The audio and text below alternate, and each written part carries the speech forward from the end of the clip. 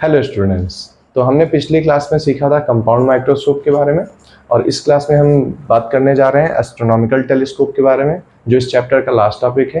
तो देखिए, टेलीस्कोप होता क्या है। जैसे कंपाउंड माइक्रोस्कोप से हम जो बहुत छोटी चीज़ें हैं वो देखते हैं, और टेलीस्कोप क्या होता है जिनसे बहुत दूर की चीज़ें देखते हैं, जैसे कि स्टार्स हो गया, मून हो गया, इनको हम बहुत दूर से देखते हैं। तो जैसे कंपाउंड माइक्रोस्कोप में 2 लेंस होते हैं, वैसे इसमें भी 2 कॉन्वेक्स लेंस का यूज किया जाता है, बट अपोजिट कॉन्वेक्स लेंस। जैसे कॉन्वेक्स लेंस में ऑब्जेक्टिव पीस क्या होता था, बहुत छोटा होता था, और आई पीस बड़ा होता था। इसमें क्या करेंगे, ऑब्जेक्टिव पीस बड़ा होगा और आई पीस छोटा होगा। बड़ा इसलिए रखते हैं ताकि लार्ज अपर्चर का, ताकि मैक्सिमम लाइट एंटर कर सके, जिसकी अच्छे से मैग्नीफाइड इमेज बनाई जा सके। तो बहुत ही अच्छा एंगुलर मैग्निफिकेशन प्रोवाइड करता है। तो सबसे पहले इसकी डेफिनेशन लिख लेते हैं।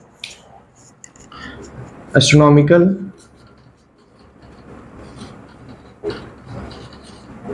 telescope is an optical instrument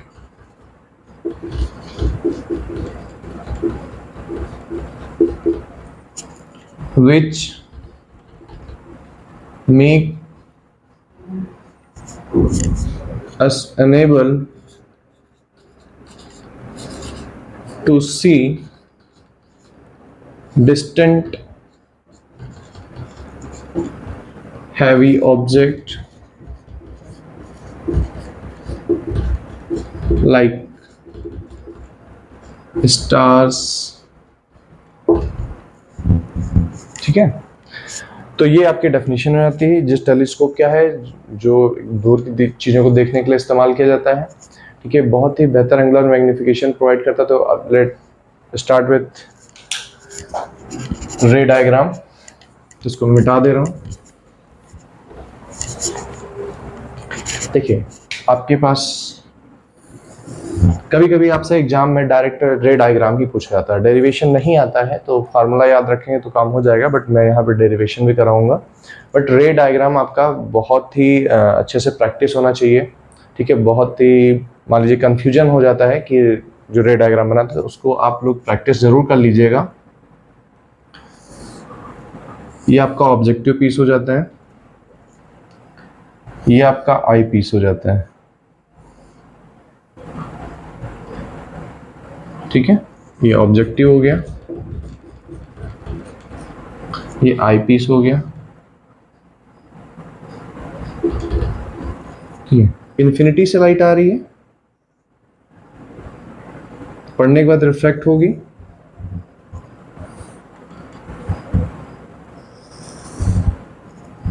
ठीक है, और एक लाइट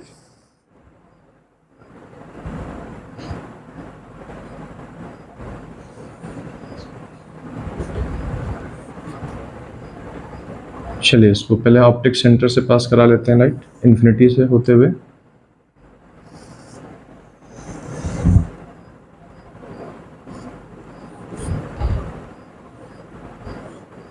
ठीक है, और एक लाइट फाइनली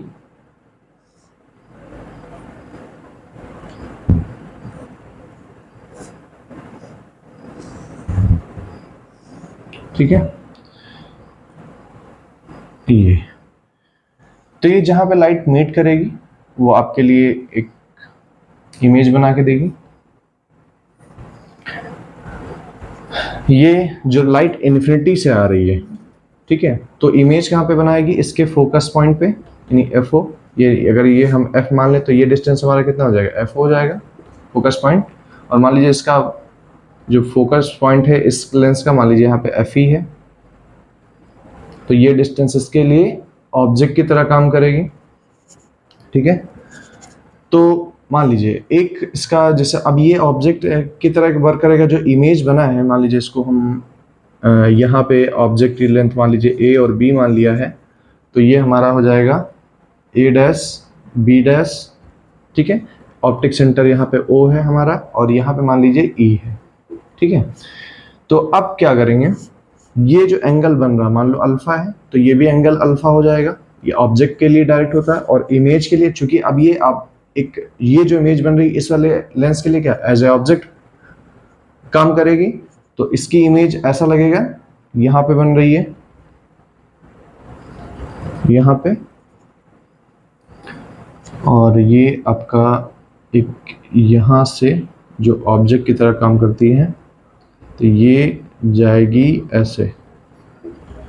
तो ये फाइनल इमेज यहाँ पे बनेगी एट डिस्टिंक्ट डिस्टेंस पे, यानी मिनिमम डिस्टेंस पे बनेगी। ये हमने ये दिखाने की कोशिश की कि ऑब्जेक्ट इसके लिए काम करता है, ठीक है। तो हमारे पास ये इमेज हो गई जिसका फाइनल इमेज यहाँ पे बन रही है A double dash B double dash, ठीक है। इसको समझ लेते हैं फिर से, थोड़ा सा कंफ्यूजन रहता है, इसको आप 2-4 बार प्रैक्टिस करेंगे तो आ जाएगा।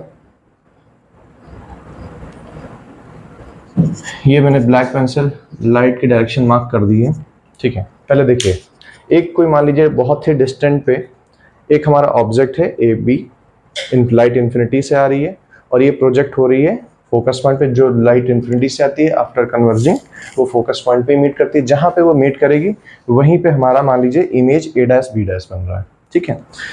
तो अब देखिए, जो एंगल ये बन रहा है इसके लिए जो मैग्निफिकेशन है इमेज का ऑब्जेक्ट के रिस्पेक्ट में, ये मान लीजिए बीटा है।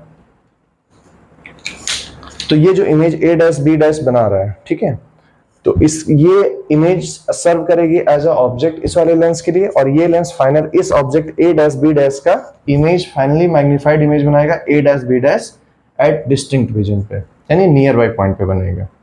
तो अब हम कुछ एंगल्स लिख लेते हैं, जैसे कि जो हमारा angle A dash O B dash है, angle A dash O B dash वो अल्फा है, and angle A dash E B dash जो है बीटा है, ठीक है। तो मैग्निफिकेशन का फॉर्मूला हमारा क्या होता है?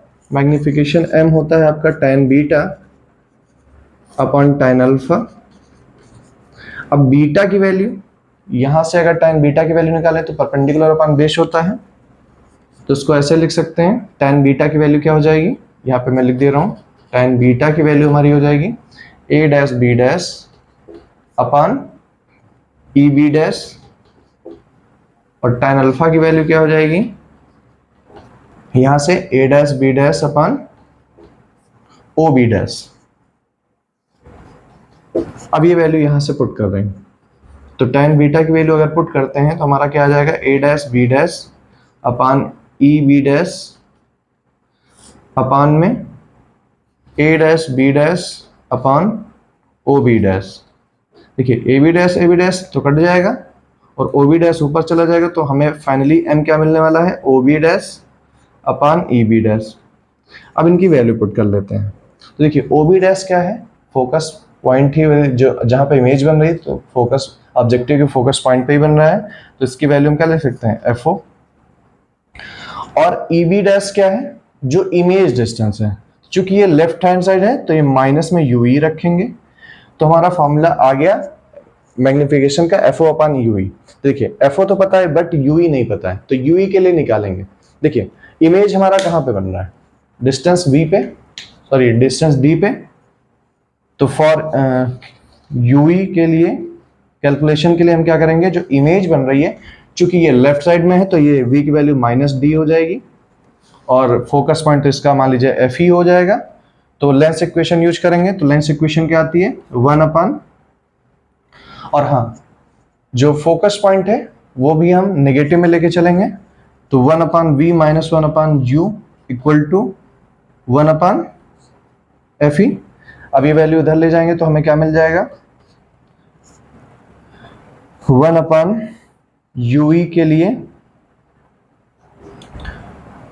ये 1 upon V minus 1 upon FE।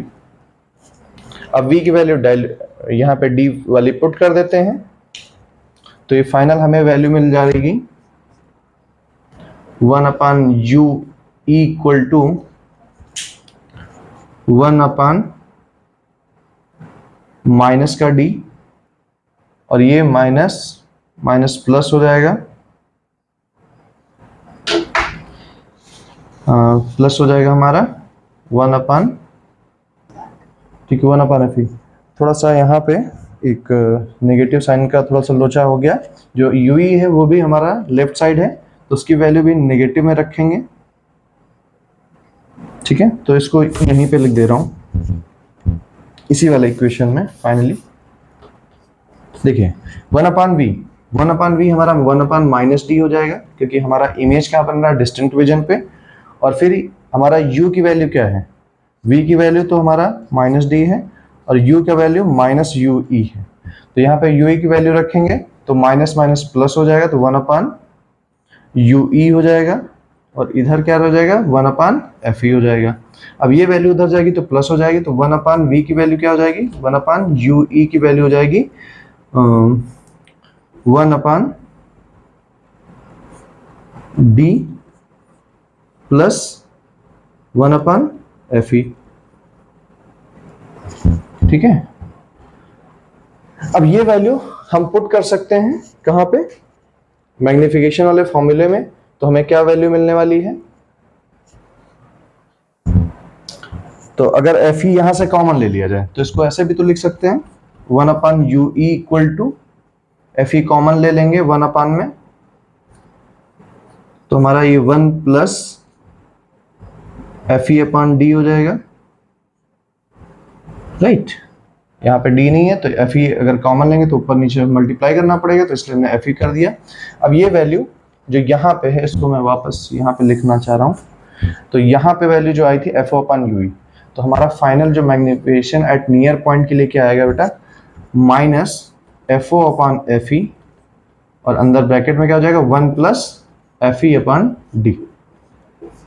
इस केस में क्या होता है, मैग्निफिकेशन मैक्सिमम मिलता है। यानी ये फॉर्मूला हमारा बन गया नियर पॉइंट के लिए। ठीक है, ये नियर पॉइंट के लिए फॉर्मूला बनता है हमारा। इस केस में मैग्निफिकेशन हमारा मैक्सिमम मिलता है। बट ये मैग्निफिकेशन है for I under strain case, I under strain case, यानी जब इमेज जो है नियर बाई पॉइंट पे बन रही है। ठीक है, अब एक आपका रे डायग्राम मान लीजिए केस बना के दे दिया कि जब इमेज इन्फिनिटी पे बन रही है, तो इसको मैं मिटा दे रहा हूँ। सेकंड केस, अब ये एक बार फिर से समझ लेते हैं। हमारे पास एक ऑब्जेक्ट है AB जिससे लाइट इन्फिनिटी से आ रही है, जिसका इमेज बनेगा ऑब्जेक्टिव के फोकस पॉइंट पे, और वो इमेज आईपीस के लिए एज अ ऑब्जेक्ट सर्व करेगा।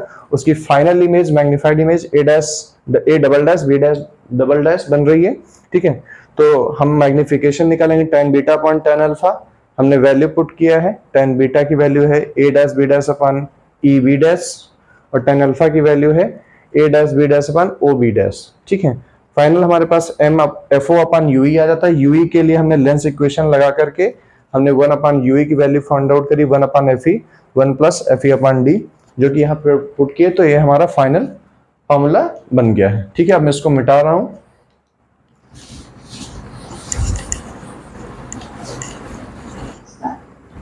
तो अब हम जब इमेज फॉर्म्ड एट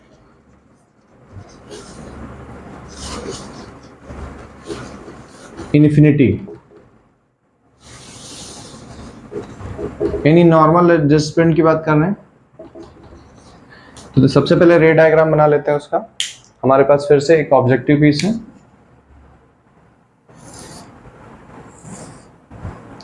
और एक ये प्रिंसिपल एक्सिस बना लेते हैं पहले।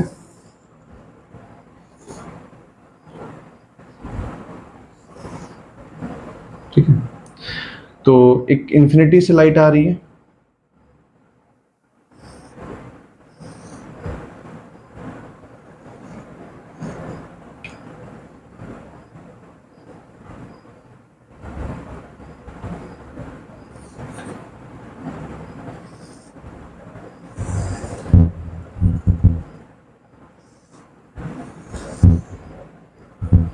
और वो फाइनल इमेज जो बन रही है आफ्टर रिफ्रैक्शन वो फोकस पॉइंट पे बन रही है। थोड़ा सा टेढ़ा हो गया है।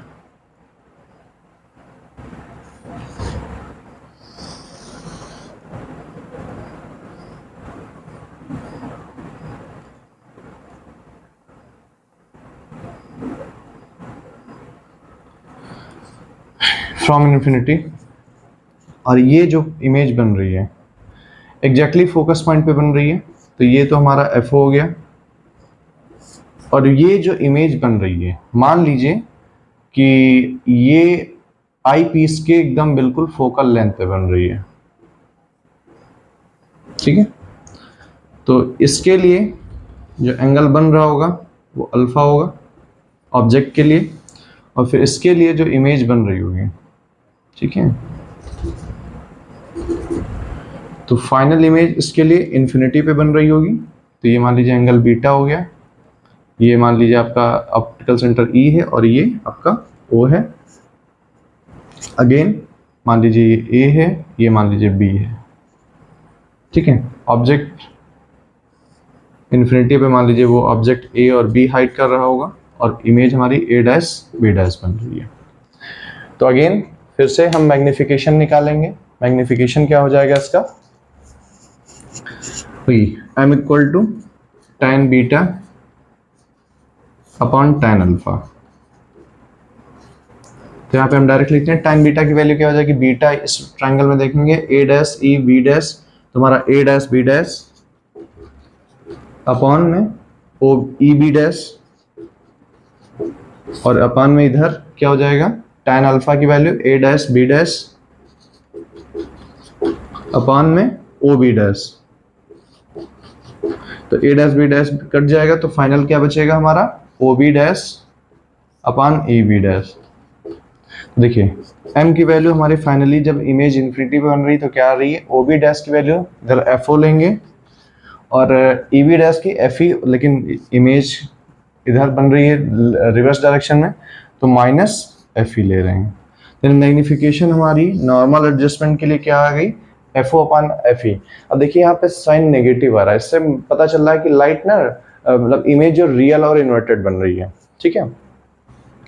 तो ये आपका आ गया फॉर नॉर्मल एडजस्टमेंट।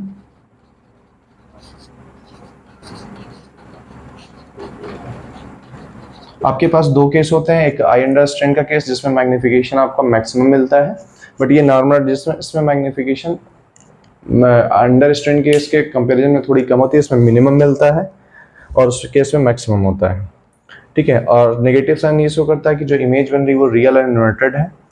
तो अब देखिए कई बार इसका लेंथ ऑफ ट्यूब आपसे पूछा जाता है। तो देखिए जो इमेज नॉर्मल एडजस्टमेंट के केस में जो इमेज बन रही focus point of objective point के और एफ ई जस्ट उसी पॉइंट को कॉन्सेंट्रेट कर रही है। तो अगर हम इस ट्यूब की लेंथ लेना चाहें, यानी अगर इस पूरे ट्यूब की लेंथ लेना चाहें एल, तो जनरली आप जैसे डायग्राम से ही देख पा रहे हैं, तो एल इक्वल टू क्या हो जाएगा, F O plus F E. Provided हमें कोई नेगेटिव साइन नहीं लेना है, क्योंकि कॉन्वेक्स लेंस का जो फोकस पॉइंट होता है, फोकल लेंथ होता है, वो पॉजिटिव होता है। तो अगर आपसे क्वेश्चन आता है कि लेंथ ऑफ ट्यूब क्या होगा, तो F O plus F E होगा। मैग्निफिकेशन क्या होगा फॉर नॉर्मल एडजस्टमेंट केस में, तो एफ ओ अपॉन माइनस का एफ ई हो जाएगा, ठीक है। तो अब हमारे पास जो रिफ्रैक्टिंग टेलीस्कोप था वो हो गया। इन टेलीस्कोप्स के साथ एक समस्याएं भी हैं, जैसे कि लाइट इन्फिनिटी से आती है, तो इनके पास लार्ज अपर्चर के केस में क्या होता है कि लाइट का कुछ पार्शियल रिफ्लेक्शन होता है, पार्शियल रिफ्रैक्शन होता है, पार्शियल अब्जॉर्प्शन होता है। हमने स्टार्टिंग में ये चीज बताई थी। तो होता क्या है कि अपर्चर ज्यादा होने के चक्कर में यहाँ पे एक क्रोमैटिक एब्रिएशन आ जाता है। क्रोमैटिक एब्रिएशन है, जैसे आपने कभी मून देखा होगा तो उसके इमेज के अराउंड आपको कलरफुल रिंग्स दिख जाती हैं, जो क्रोमैटिक एब्रिएशन कहते हैं। और कभी कभी क्या होता है, ब्लर ऑब्जेक्ट भी बन जाता है। तो इन सारी चीजों को दूर किया। और दूसरी बात यह है कि लेंस को बड़ा अपर्चर, चूंकि हमें अपर्चर बड़ा चाहिए ताकि मैक्सिमम लाइट एंटर कर सके, उस केस में एक बड़े फोकल लेंथ का लेंस बनाना काफी कॉम्प्लिकेटेड एंड कॉस्टली पड़ता है। तो इन सारी कमियों को देखते हुए रिफ्रैक्टिंग टेलीस्कोप के बजाय रिफ्लेक्टिंग टेलीस्कोप इस्तेमाल किए जाते हैं। तो आपके सिलेबस में रिफ्लेक्टिंग टेलीस्कोप में कैसग्रेनियन टेलीस्कोप है, जिसका मैं डायग्राम है इसको पहले मिटा दे रहा हूं।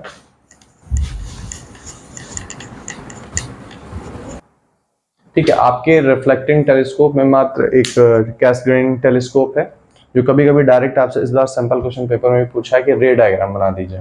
ठीक है, तो उसका रे डायग्राम बनाना चाहिए। अब देखिए रिफ्लेक्टिंग है तो जाहिर सी बात है उसमें मिरर का यूज किया गया होगा। तो इसका सबसे पहले डायग्राम बना लेते हैं। इसका कोई डेरिवेशन नहीं होगा। एक देखिए, एक ट्यूब होती है जिसके कॉलर में ऐसे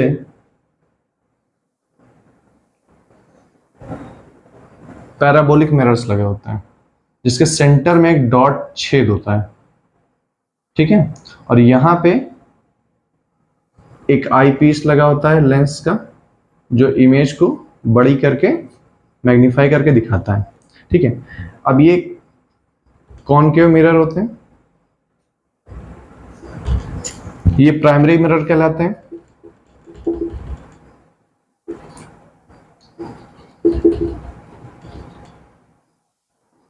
पैराबोलिक होते हैं। और एक सेकेंडरी मिरर कॉन्वेक्स मिरर लगा होता है। सेकेंडरी मिरर होता है।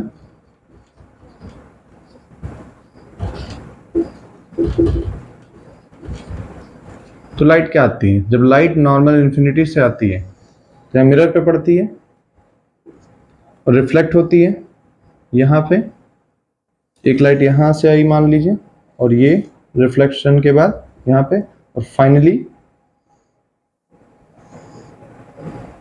यहाँ पे आती है। तो ये जो इमेज है क्रॉस सेक्शन जहाँ पे लाइट इंटरसेक्ट कर यहाँ पे इमेज बनती है और ये मैग्नीफाई करके इमेज दिखाता है। तो ये आपका कैसग्रेन टेलीस्कोप हो जाता है। और अगर इसका हम मैग्नीफाइंग फार्मूला की बात करें तो फार्मूला वही होगा m=FO/FE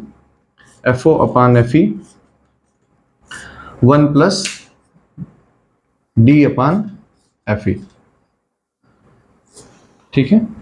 तो ना ये तो आई अंडर स्ट्रेन का केस हो गया। अगर मान लीजिए आपका नॉर्मल एडजस्टमेंट का केस हो तो सिंपल वही FO/FE हो जाता है।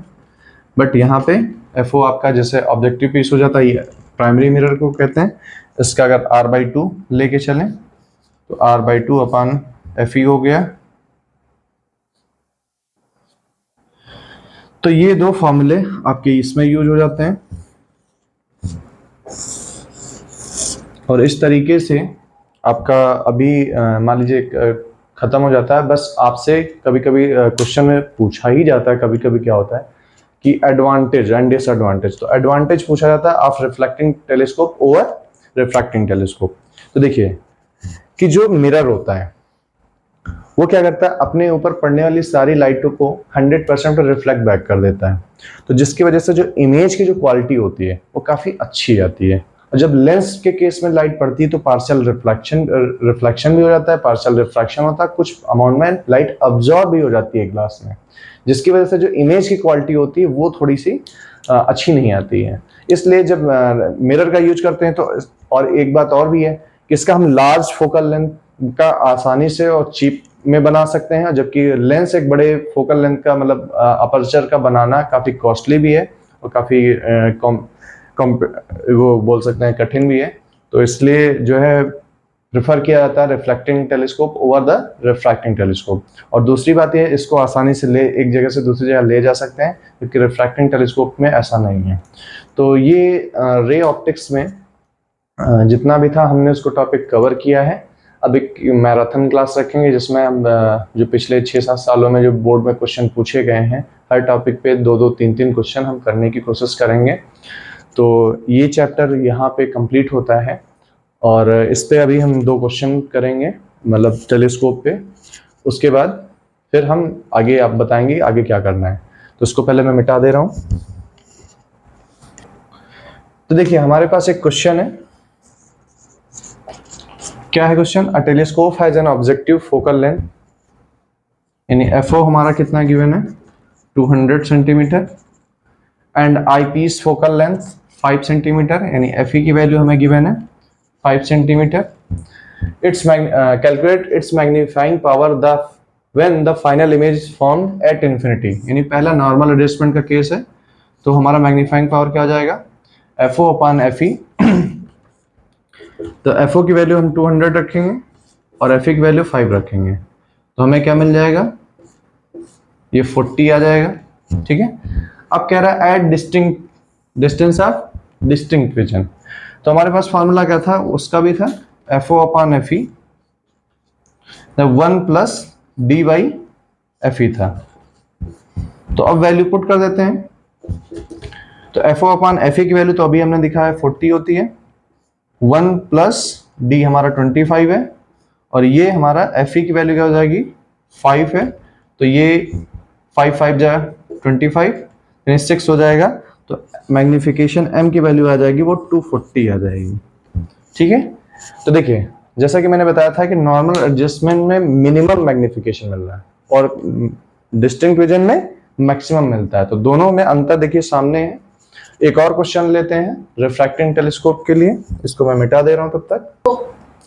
तो एक हमारे पास क्वेश्चन है रिफ्लेक्टिंग टाइप टेलीस्कोप के लिए। तो देखिए कह रहा है question, a reflecting type telescope has a concave reflector of radius of curvature. देखिए यहाँ पे रेडियस ऑफ कर्वेचर गिवन है, ठीक है, आप रेडियस ऑफ कर्वेचर कितना है 120 सेंटीमीटर है। Calculate focal length of eye piece, यानी आपको एफ ई निकालना है, और मैग्निफिकेशन की वैल्यू 20 दे रखा है।